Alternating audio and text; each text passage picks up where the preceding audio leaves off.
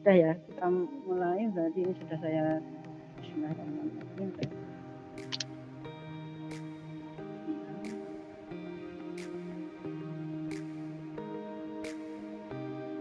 Assalamualaikum warahmatullahi wabarakatuh. Selamat pagi Bapak Ibu, guru Nusantara, dan siswa-siswi yang berbahagia. Alhamdulillah hari ini kita masih diberi kesehatan sehingga masih bisa bertemu di acara Vikon Guru Mengajar untuk Nusantara. Hari ini kita akan belajar kimia dalam bab stoikiometri dengan subpokok bahasan reaksi kimia untuk kelas 10. Acara ini dipandu oleh saya sebagai moderator, Maftuhah dari SMA Negeri 1 Tanjung Anom, dan sebagai presenter kali ini adalah Ibu Anita Sukarini, SPD, Guru SMA Bina Widya Solo. Perlu saya sampaikan tentang beliau lahir di Wonogiri 16 Mei 1990, mengajar mapel kimia di SMA Bina Widya Solo.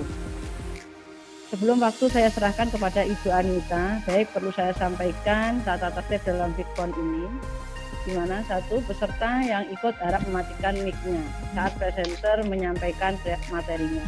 Yang kedua, peserta dilarang share screen selama pemateri menyajikan materi.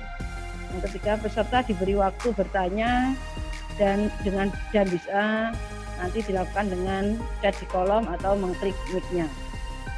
Selama Vikon berlangsung, peserta dilarang buat gaduh. Dan tidak lupa saya mohon untuk mengisi absensinya, yang tadi sudah saya share di chat untuk absensinya. Nah, demikian yang bisa saya sampaikan. Untuk menyingkat waktu, maka waktu sepenuhnya saya serahkan kepada Ibu Anita Sukarini. Mari Bu Anita, waktunya digunakan.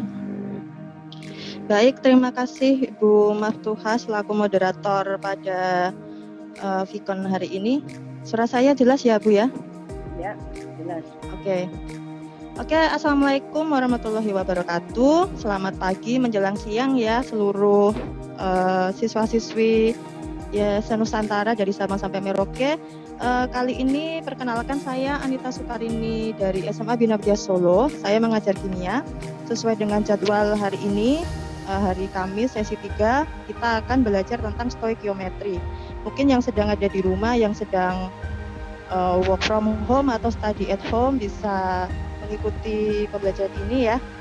Oke, materi kita kali ini adalah mengenai stoikiometri kimia. Oke, kita mulai. Ini merupakan materi kimia kelas 10 yang diajarkan di semester genap, kebetulan merupakan bab terakhir ya di semester ini untuk kelas 10. Oke, sebelumnya kita review dulu ya untuk pengantar ke stoikiometri. Jadi sebenarnya dalam kehidupan sehari-hari kita ada banyak sekali reaksi-reaksi kimia yang bisa kita temukan, mungkin kita alami ya. Salah satu atau beberapa contohnya ada mungkin pernah melihat kertas terbakar atau bahan-bahan apalah yang terbakar ya. Ada juga paku yang berkarat mengalami perkaratan. Bisa selain paku juga ada besi, benda-benda logam lainnya. Kemudian mungkin yang suka tape, ada yang suka tape di sini. Proses pembuatan dari singkong atau dari karbohidrat menjadi tape ini juga merupakan suatu proses reaksi kimia. Nah, waktu di SMP sebelum masuk SMA kita sudah mempelajari adanya perubahan kimia ya. Jadi perubahan kimia itu perubahan yang tidak bisa kembali lagi. Jadi kalau suatu benda zat itu sudah mengalami perubahan kimia, berarti dia tidak bisa kembali lagi ke unsur atau ke zat semulanya. Misalnya kertas sudah terbakar menjadi abu, dia tidak bisa lagi kembali menjadi kertas. Paku yang berkarat, karatnya itu tidak akan bisa lagi kembali menjadi besi. Begitu juga dengan tape. Kalau jadi tape, tidak bisa lah kembali lagi menjadi singkong. Begitu ya. Jadi ini merupakan contoh-contoh dari reaksi kimia. Kemudian selain 3 yang saya berikan ini juga masih banyak lagi reaksi-reaksi kimia yang ada di kehidupan sehari-hari, mungkin bisa eksplor lebih lanjut. Kita lanjutkan. Nah, kemudian apa sih stoikiometri itu? Nah, sekarang yang akan kita pelajari itu adalah mengenai stoikiometri ya. Nah, ini Kak Nobita akan menjelaskan stoikiometri adalah cabang ilmu kimia yang membahas tentang hubungan kuantitatif yang ada antara pereaksi dan produk atau hasil reaksi dalam suatu reaksi kimia. Jadi stoikiometri itu kalau kita istilahkan dalam bahasa Indonesia adalah perhitungan kimia. Jadi membahas reaksi kimia dan juga beberapa perhitungan-perhitungan yang ada di dalamnya yang nanti akan melibatkan konsep mol ya. Nah, kita lanjutkan. Nah, sebelum kita masuk ke beberapa contoh tentang stoikiometri kimia, kita pahami dulu dasar dari teorinya ya. Sebelumnya kita sudah mempelajari tentang hukum dasar kimia, mungkin sudah selesai semuanya ya, sudah paham semuanya. Kita masuk ke konsep mol. Jadi mol ini merupakan, kalau yang dulu pernah belajar besaran ya Bu Maftuha ya, besaran pokok jumlah zat itu merupakan suatu besaran pokok ya, dan satuannya adalah mol. Jadi nanti di sini dalam kimia segala hal reaksi perhitungan nanti mayoritas kita melibatkan mol atau satuan mol di dalamnya. Jadi kita harus paham dulu konsep molnya itu. Nah, ini ada diagram ya, jadi banyak sekali hubungan mol dengan beberapa satuan dan besaran yang lainnya. Jadi di sini ada hubungan antara mol atau jumlah zat dengan massa. Kemudian ada hubungan mol dengan molaritas, hubungan mol dengan volume, dan hubungan mol dengan jumlah partikel.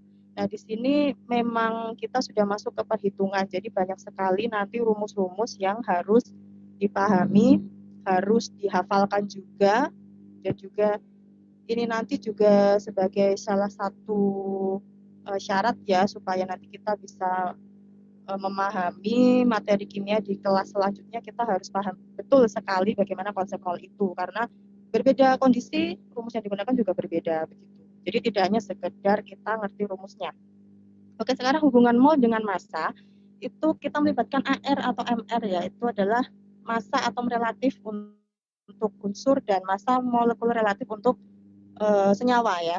Jadi rumusnya nanti bisa saling feedback ya. Rumus dari mol adalah massa dibagi dengan AR untuk unsur atau MR untuk senyawa.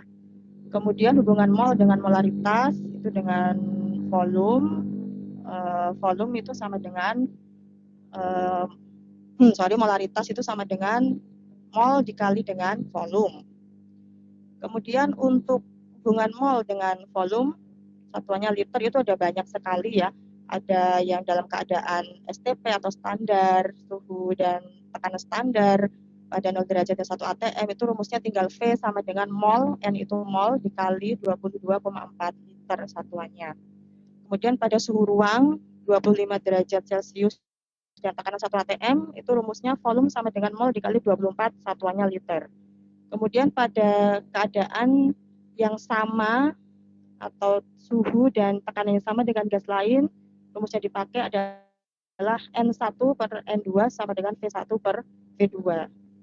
Dan yang satu adalah pada keadaan tertentu, ya pada suhu dan tekanan tertentu kita menggunakan rumus, ini di fisika juga ada ya Bu Maftuha ya, PV sama dengan nRT, di mana R adalah 0,082 itu adalah setapan, dan satuan suhu dalam Kelvin, di mana N adalah molnya. Kemudian hubungan mol dengan jumlah partikel itu adalah jumlah partikel sama dengan mol dikali dengan L. L itu adalah tetapan Avogadro, jumlahnya nilainya 6,02 kali 10 pangkat 23, atau kadang ada juga yang menulisnya supaya sederhana 6 dikali 10 pangkat 23. Nah, mungkin masih agak yang belum pernah mendapatkan materi tentang konsep mol mungkin masih agak bingung ya, banyak sekali rumus yang dipakai. Nah, tapi sebenarnya ini tidak sulit ya, asalkan kita tahu konsepnya. Oke, sekarang kita beranjak ke contoh soal dari konsep mol. Ini saya berikan contoh soal yang sederhana saja untuk yang mungkin belum memahami konsep mol. Kalian sudah paham pasti soal yang susah bisa mengerjakan ya. Nah, ini soal yang pertama. Kita punya senyawa magnesium oksida, MgO, memiliki massa 2 gram. Nah, maka hitunglah MR-nya MgO, kemudian jumlah molnya dan jumlah partikelnya. Jadi ini hubungan antara massa dengan mol. Nah, ini jawabannya ya. Untuk MR atau massa molar MgO sama dengan, jadi tinggal dijumlah, AR-nya Mg tadi 24. Kemudian AR-nya O adalah 16. Jadi kita total aja jumlah AR dari Mg dan O, jadi MR MgO itu adalah 40. Itu nanti soalnya digunakan untuk mengerjakan yang B. Kemudian tadi kita sudah mengetahui gram ya, gramnya atau masanya MgO itu 2 gram. Sekarang kita diminta untuk mencari berapa molnya magnesium oksida. Jadi mol magnesium oksida itu rumusnya tadi massa dibagi dengan MR, karena ini senyawa jadi kita menggunakan MR ya, bukan AR. Massa dibagi hanya 2 gram, MR-nya tadi 40, maka ketemu 0,05 mol. Jadi jumlah molnya dari magnesium oksida sesuai kondisi tersebut adalah 0,05 mol. Bagaimana? Cukup mudah kan? Mungkin kesulitannya di rumusnya ya, mungkin yang belum hafal rumusnya. Kemudian jumlah partikel, ini saya singkat JP saja supaya lebih enak ya.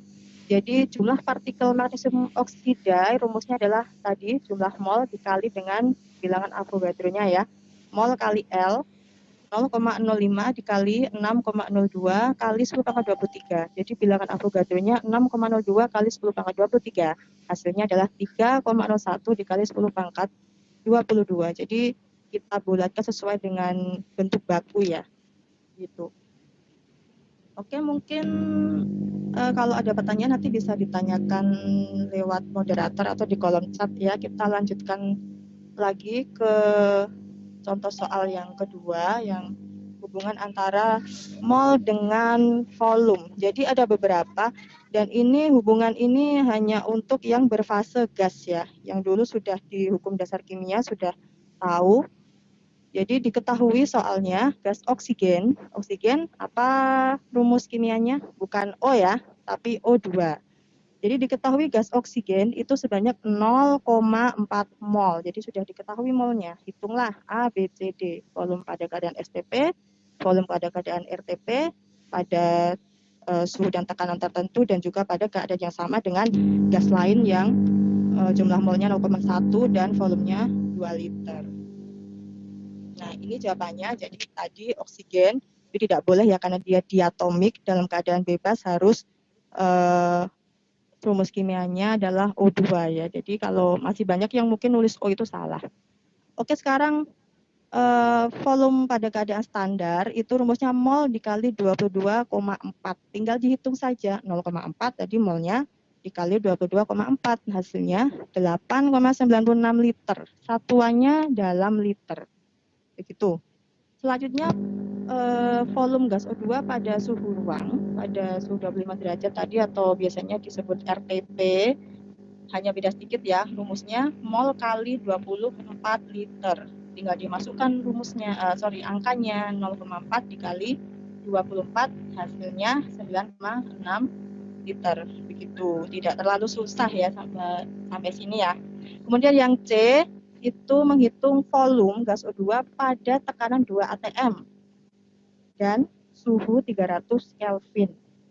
Kalau misalnya menemukan soal yang masih suhunya dalam Celcius, nanti harus diubah ke Kelvin dulu, karena itu satuan standarnya atau bakunya. Jadi kita tinggal memasukkan PV sama dengan nRT, di mana P-nya itu 2 atm, P-nya yang ditanyakan, N-nya itu molnya tadi 0,4, R-nya tetapan 0,082, dan suhunya atau T 300. Dihitung ketemu 4,92 liter. Nanti kalau tidak percaya bisa dicek ya yang pakai kalkulator. Kemudian yang D itu adalah, ini belum saya kerjakan ya. Pokoknya rumusnya N1 boleh N1 per V1 sama dengan N2 per V2 atau N1 per N2 sama dengan V1 per V2. Jadi ini nanti hasilnya mungkin sekitar 8 liter ya, bandingannya N1-nya kita anggap oksigen, kemudian N2-nya itu yang gas lain tadi. Jadi perbandingannya 0,1 per 0,4 sama dengan 2 per X B2-nya tadi. Jadi ketemu 8 liter ya, jadi perbandingannya 1:4. Maaf tadi belum tercapture. Mungkin bisa dicoba di rumah, ketemunya 8 liter ya. Oke, kita lanjutkan ke ini, persamaan reaksi kimia. Mungkin sebelumnya memang sudah diberikan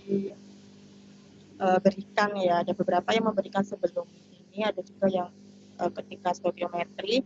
Jadi sebelum kita ke reaksi kimia, kita harus tahu dulu persamaan reaksi kimia, karena ini benar-benar dasar ya.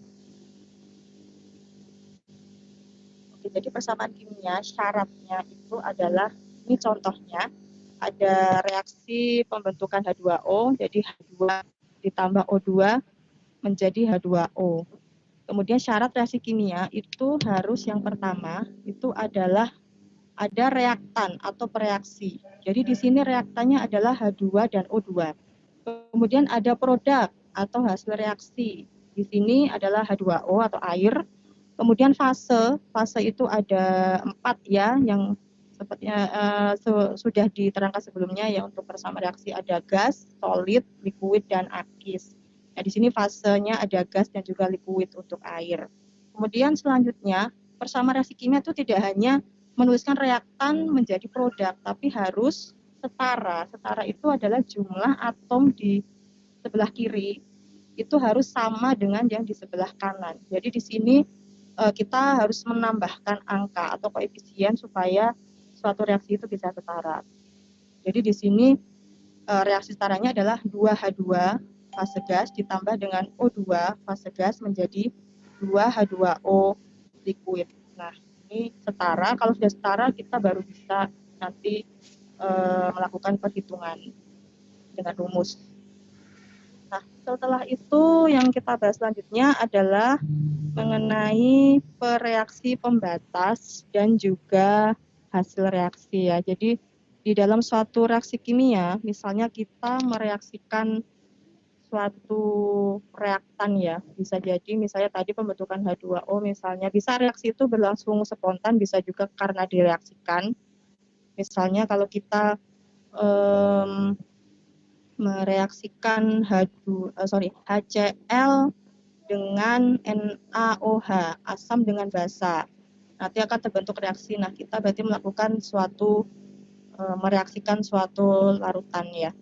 Nah, di sini misalnya kita mereaksikan suatu reaktan pertama dengan reaktan kedua, maka akan terbentuk produk ya. Produknya bisa produk utama dan juga bisa produk sampingan.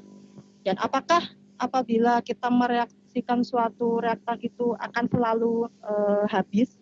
Jadi kalau misalnya kita mereaksikan 2 mol NaCl dengan 3 mol 2 mol HCl ya, HCl dengan NaOH, 2 mol HCl dengan 3 mol NaOH, apakah 2 mol dan 3 mol ini akan pasti selalu habis, ataukah mungkin ada yang habis, ada yang bersisa?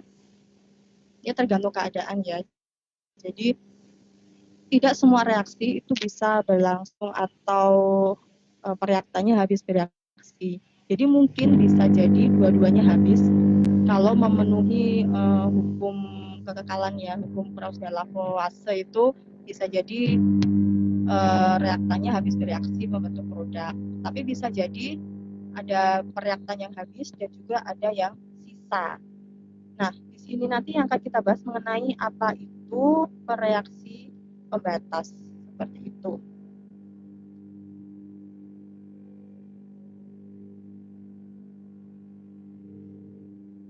Nah, oke, misalnya di sini ada contoh ya, ada reaktan itu X, molekul zat X dan reaktan Y. Jadi zat X itu yang biru besar, bulat biru besar, kemudian yang Y itu yang ungu, membentuk zat XY2. Ini adalah reaksinya X2Y menjadi XY2, kebetulan sudah setara ya jumlah X dan Y-nya. Nah, kemudian bisa digambar, ternyata terbentuk XY2 ya. XY2 itu yang gambarnya biru besar dengan dua yang ungu kecil-kecil itu, dan juga ditambah dengan ada satu buletan berwarna biru yang besar, tinggal satu, itu berarti terbentuk XY2 dan ada sisa ZX ya. Jadi ZX tidak habis bereaksi. ZX di sini ternyata sisa setelah direaksikan dengan 2Y. Nah, di sini nanti yang akan kita bahas tentang konsep reaksi pembatas dan juga sisa ya di sini nanti. Kenapa kalau kita mempelajari reaksi pembatas? Karena ini nanti sangat penting untuk menghitung jumlah atau menghitung jumlah mol zat-zat yang bereaksi dan juga hasil reaksinya. Jadi di sini. Oke, kita lanjutkan. Nah, jadi apa itu reaksi pembatas? Intinya adalah begini, reaksi pembatas itu adalah tadi ya, reaksi yang habis bereaksi. Jadi kalau di sebelumnya tadi itu yang habis adalah Y, berarti di sini X yang sisa, Y yang habis, berarti reaksi pembatasnya adalah Y, karena Y ternyata habis bereaksi dan tidak bersisa, dan yang sisa adalah X. Nah, jadi reaksi pembatas adalah zat atau reaktan yang habis bereaksi. Nah, biasanya terjadi kalau kita mereaksikan suatu zat dalam suatu reaksi yang berlebih atau ekses gitu. Nah, di sini mungkin ada yang masih bingung mengenai apa itu reaksi pembatas, bisa ditanyakan lebih lanjut lagi ya. Oke, ini saya berikan contoh cara menentukan reaksi pembatas sekaligus juga perhitungan kimianya. Jadi sekaligus kita menghitung ya apa yang dibutuhkan di dalamnya, soal-soal yang tentang perhitungan kimia sekalian juga di sini. Nah, di sini ada soal di suatu industri, reaksi pembentukan amonia dari gas nitrogen dan hidrogen akan berlangsung lebih menguntungkan jika salah satu reaksinya berlebih. Ya, umpamanya 0,5 mol N2 nitrogen direaksikan dengan 2,5 mol hidrogen, kemudian bersama reaksinya adalah sebagai berikut ya, N2 ditambah 3H2 menjadi 2NH3. Nah, ini kebetulan sudah setara ya jumlah N dan H-nya di sebelah kiri dan juga di sebelah kanan. Oke, karena sudah setara, kita lihat pertanyaannya ya. Jadi pertanyaannya apa? Pertanyaannya tentukan reaksi pembatasnya. Nah, tadi ya reaksi pembatas adalah reaksi yang habis bereaksi. Kemudian berapa mol amonia yang dapat terbentuk? Amonia itu adalah NH3. Nama dari NH3 rumus kimianya. Dan yang terakhir itu tentukan reaksi yang tersisa dan berapa mol jumlahnya. Nah, jadi di sini nanti kita akan menentukan reaksi pembatas, bagaimana reaksinya, kemudian rumus mol apa yang mau kita gunakan nanti dari konsep mol tadi yang sangat banyak itu tadi ya, rumus-rumusnya nanti kita bisa aplikasikan contohnya di sini. Ini contoh yang sangat sederhana, contoh perhitungan kimia atau stoikiometri kimia yang paling sederhana ya di sini, dan kebetulan sudah disetarakan. Oke, penyelesaiannya adalah langkah-langkahnya harus sistematis ya. Nah, biasanya kalau siswa-siswa itu disuruh menulis langkah-langkahnya itu agak susah, biasanya langsung jawabannya, padahal harusnya proses itu juga dicantumkan ya. Dan juga yang pertama ini ya sudah dituliskan reaksinya, ya kita tinggal menuliskan persamaan reaksinya harus setara.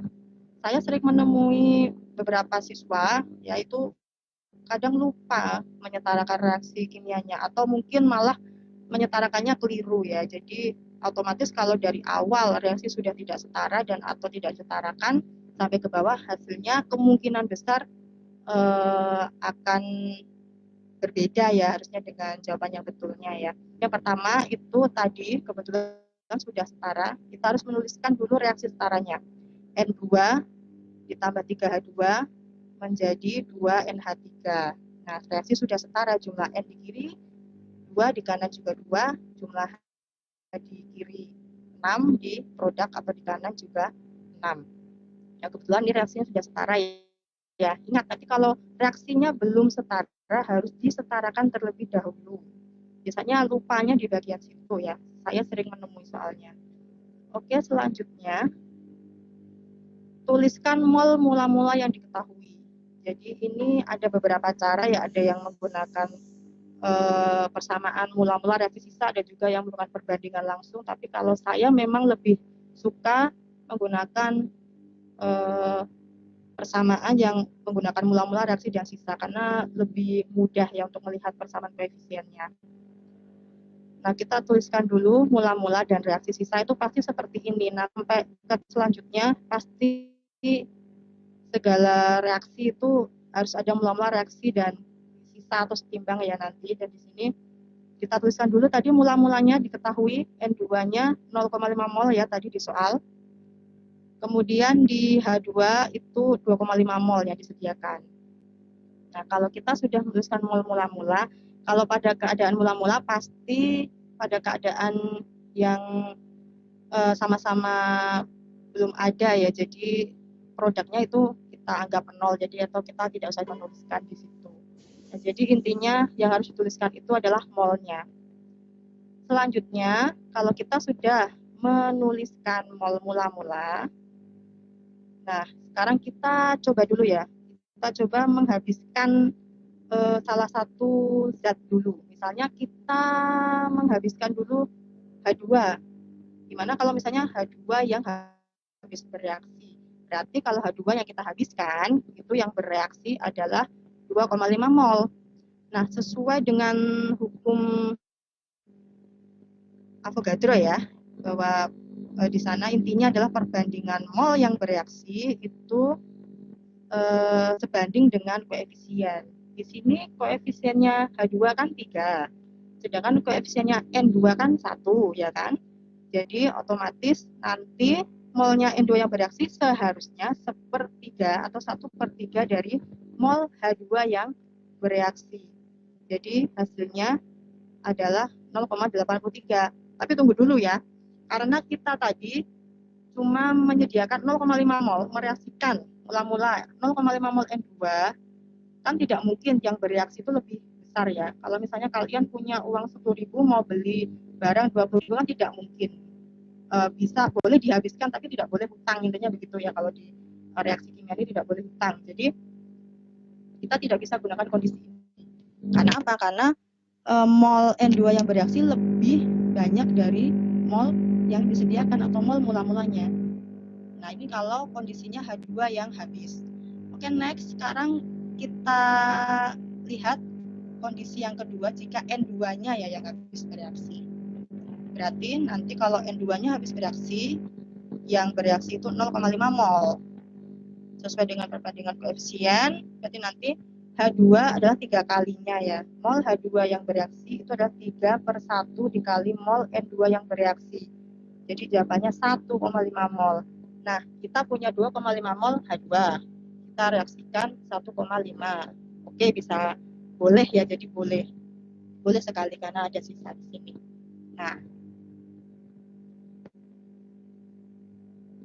oke, jika sudah, tadi kondisi yang memungkinkan adalah N2 yang habis. Maka kita tinggal menuliskan berapa mol NH3 produk tadi yang terbentuk ya di reaksi ini sesuai dengan perbandingan koefisien. Jadi tadi perbandingannya N2, H2, NH3, 1, 3, 2. Kemudian yang bereaksi juga harus sebanding ya. Jadi 0,5 mol N2 yang bereaksi, H2 1,5 mol, kemudian NH3 boleh membandingkan dengan N2 atau H2, jadi 1 mol. Jadi mol NH3 adalah 1 mol. Oke, untuk yang reaktan kita harus kurangi, mula-mula dikurangi reaksi. Untuk yang produk di jumlah. Jadi hasilnya N2 0 disisa, kemudian H2 2,5 dikurangi 1,5 tersisa 1 mol. Kemudian NH3 yang sebelumnya tidak ada ditambah 1 mol, terbentuk di sisa itu 1 mol. Nah, sampai sini mungkin paham atau mungkin ada yang masih bingung? Karena memang harus banyak latihan soal ya kalau untuk stoikiometri ini. Dan biasanya tipe soalnya tuh berbeda-beda gitu. Ini hanya salah satu contoh yang paling mudah saja yang saya contohkan di sini. Oke, selanjutnya kalau sudah selesai tadi reaksi sudah selesai, kita tinggal menjawab pertanyaannya tadi. Yang pertama, reaksi pembatasnya itu apa? Nah, reaksi pembatasnya adalah nitrogen.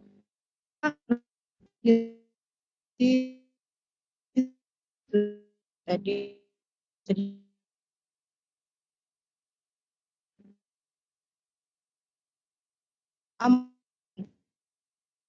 terbentuk reaksi mulai ada misalnya 2,5 mol dikurangi adalah 1.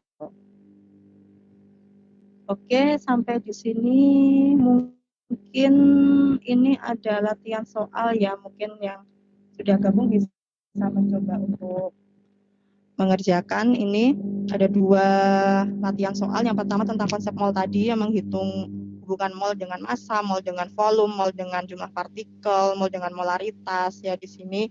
Kemudian yang kedua itu mengenai reaksi pembatas dan reaksi kimia. Kebetulan juga sudah setara di sini ya. Nah, soalnya cukup memudahkan, sudah setara. Tapi nanti kalau ada soal yang lebih tingkatnya lebih susah lagi, biasanya suruh menyetarkan sendiri seperti itu. Dan juga kadang ada soal yang memang mula-mulanya itu bukan dari mol, jadi ada yang dari gram dulu. Pokoknya intinya yang harus terlibat itu adalah di sini mol ya. Jadi kalau satuan lain harus dihitung dulu sehingga kita ketemu satuan molnya. Jadi begitu. Ya mungkin ada yang mencoba untuk mengerjakan.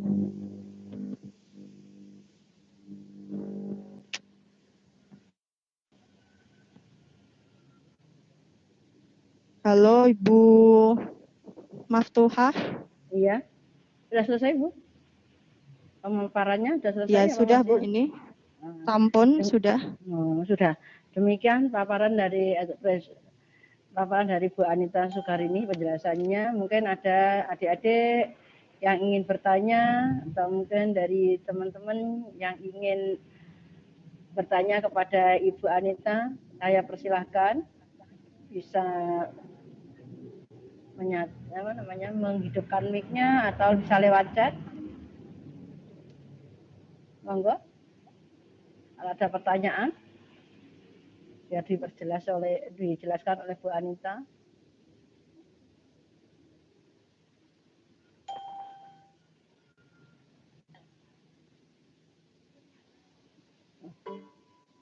Bu Hari.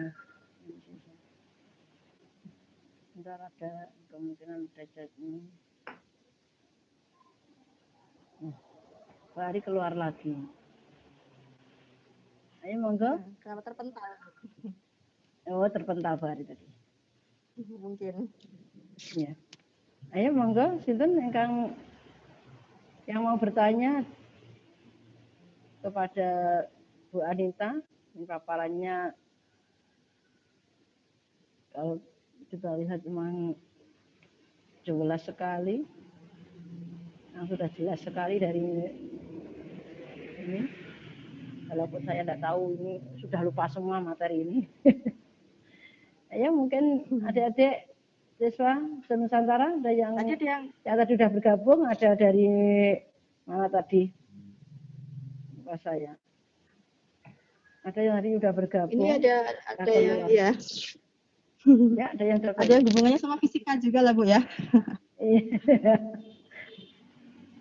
Tapi ya masih bingung ini kalau di inti fisika inti biasanya. Ya. Ini ada Pak siapa ini? Loh, dari Sragen keluar lagi. Tadi ada video. Terpental mungkin. Ya, karena mungkin banyak yang mengakses ya Bu ya ini. Monggo. Ayo adik-adik. Tadi ada Zuli. Siapa tadi? catatan saya tadi. Juliana dari luar Jawa kayak tadi, kalau udah keluar udah sebentar, masuk sebentar, keluar tadi dicek. Monggo. Ini ada Yusriani tadi kelas 10 MIA 1 dari SMA 8 Kendari. Wow. Tadi udah keluar, ini udah enggak ada lagi, ini udah keluar kayaknya.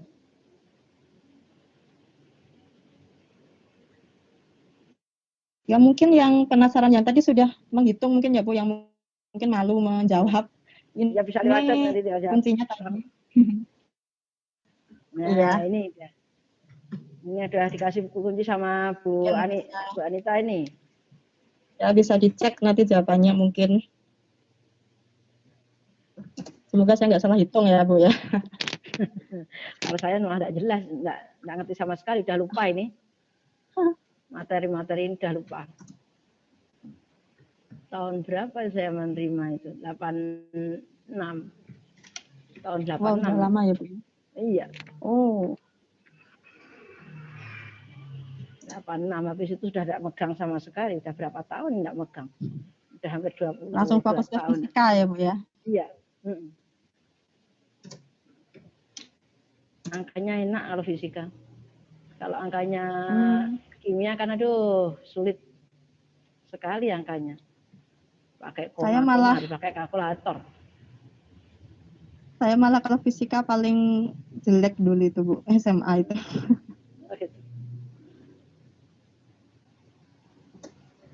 Kimia padahal dulu kalau SMA SMP senang. Kalau SMP padahal saya suka banget sama fisika itu. Gitu. Iya. Dulu kalau SMA saya memang seneng sama kimia. Tapi habis itu kelas 1 2 aja senengnya. Kelas 3 udah mulai enggak begitu senang. Masalahnya aduh angkanya kok harus pakai kalkulator gini kalau ngitung-ngitung. Aduh. Enggak sanggup saya. Akhirnya ya. Tapi biasanya kalau kimia itu kalau memang gurunya ingin siswanya tidak menggunakan kalkulator, angkanya sudah dibuat enak biasanya Bu. Iya. Kalau anak-anak bilang itu biasanya kalau nggak bisa dikerjain itu angkanya jelek gitu. Kok angkanya jelek Bu, nggak bisa dikerjain, harus pakai kalkulator gitu. Iya. Ayo monggo. Ini Pak. Monggo. Mungkin sudah paham mungkin Bu. Iya, sudah paham mungkin. Kalau saya mau bertanya, ya. Kalau saya mau bertanya pun tidak bisa karena tidak paham. Yang mau ditanyakan apa tidak tahu. Ya. Iya. Mohon tidak dilengkapi pada yang ditanyakan. Volume gas pada STP. Maaf, ini dari siapa? Dari kajian Islam MTA nih. Mohon ada pernyataan ini. Mohon untuk dilengkapi pada yang ditanyakan. Volume gas pada STP.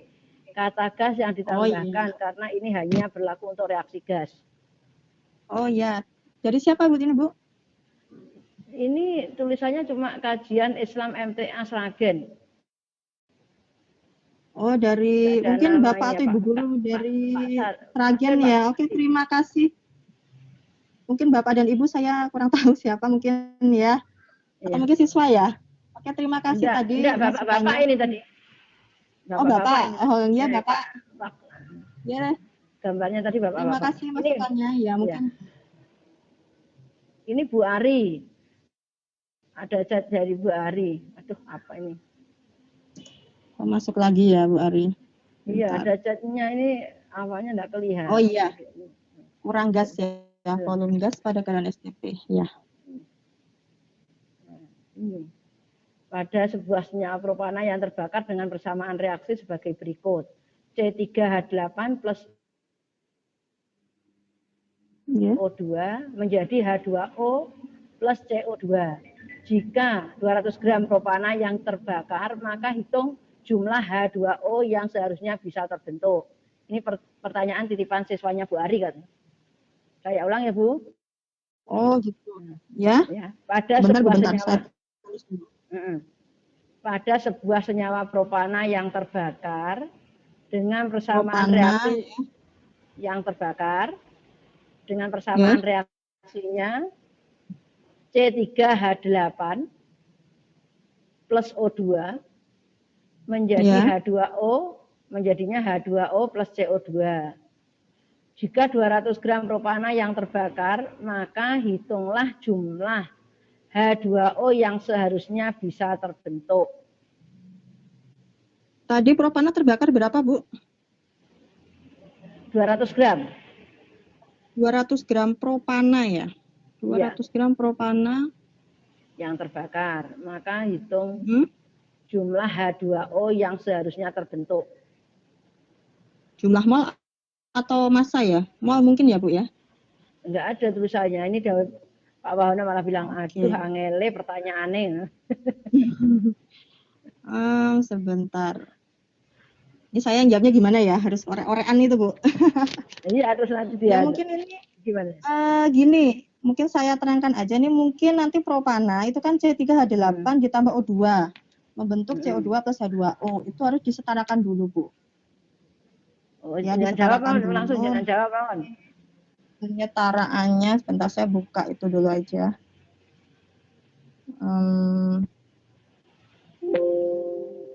Dibuat aja ya, mungkin ini ada C3H8 ditambah O2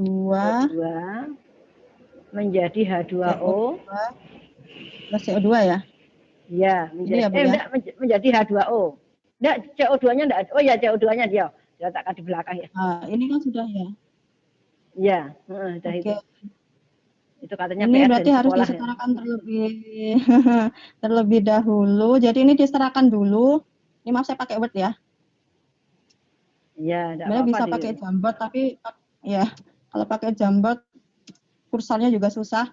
Ini kita serahkan dulu. C sama C-nya di sini berarti di sini ada 3 ya.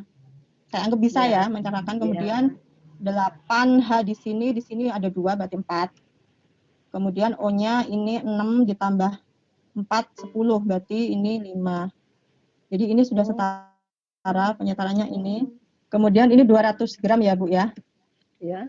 Harus dibagi dulu dengan MR-nya C3H8 berapa ya? 12 kali 3, 36 ditambah hanya 1 ya? Hanya berapa itu? 36 ditambah 8 berarti 44. Waduh, angkanya jelek. Oke, ini 200 dibagi 44 itu 4,5 ya. Ini jadi molnya itu 4,5 aja mol gram per AR ini. Nah, di sini kan 1 koefisiennya. Tadi yang ditanyakan H2 ya, Bu. Jadi H2-nya ini nanti 4,5 dikali 4 ya. 4 kali 4,5 berarti ini berapa, Bu? 4,5 dikalikan berapa? Dikali 4. 18 ya. 18, ya. Ya, 18 mol. Kalau tadi tidak ditanyakan sih yang dihitung jumlah apanya, kalau hanya sampai mol ya 18 mol. Jumlah H2O yang terbentuk gitu aja. Oh, berarti 18 mol. Kalau tidak ditanyakan ya kita anggap mol aja gitu ya, Bu ya. Oh, gitu.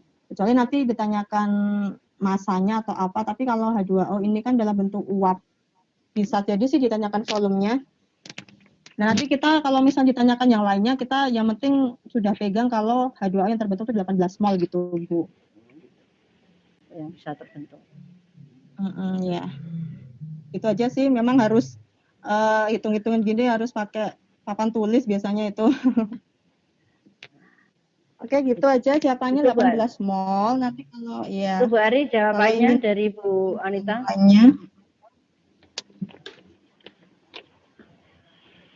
Anaknya bilang makasih katanya Bu Anita. Ya, sama-sama. Bu Ari nggak tanya ini. Mau privat sama Bu Anita boleh nggak ini anaknya? Silahkan, boleh. Tapi ya bisanya privatnya jarak jauh juga ya, Bu. Nggak bisa face to face juga. Privatnya jarak jauh, Bu Ari.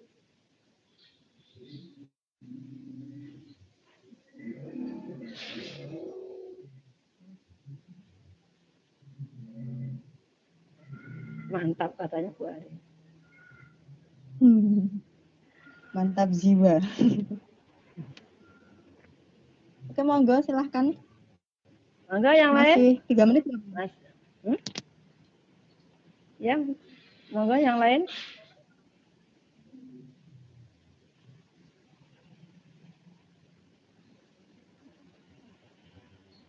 Sepertinya sudah jelas semua, Bu. Iya. Kita tunggu berapa saat? Ini jam berapa sih? Sudah, kalau tempat saya sudah 10:08. Iya. Iya. Kurang 3. Oh, ini kajian Islam MTA Sragen itu kontaknya Pak Sarsidi. Oh iya, Pak Sarsidi ya? Iya. Itu senior saya, Bu. Oh gitu. Kita tadi deg-degan tadi. Ya, terima kasih Pak Sarsidi. Matur nuwun sudah masukan. Gimana? Masih ada yang ingin ditanyakan?